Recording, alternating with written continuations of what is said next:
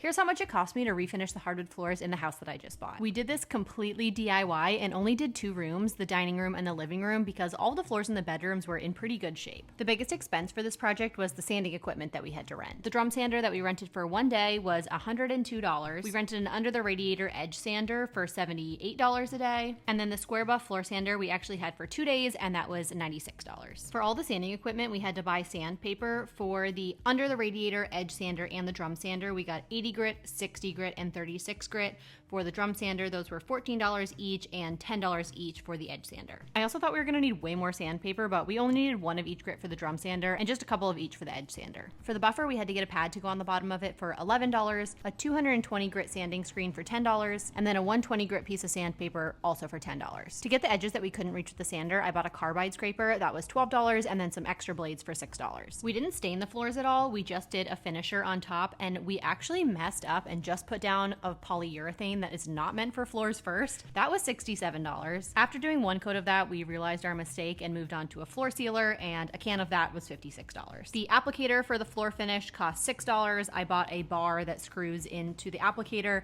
That was $11. And we also bought a pack of tack cloth to clean up in between sanding passes, and those were $10. So the total for our DIY floor refinishing came out to just about $560 and took us 2 full days of work.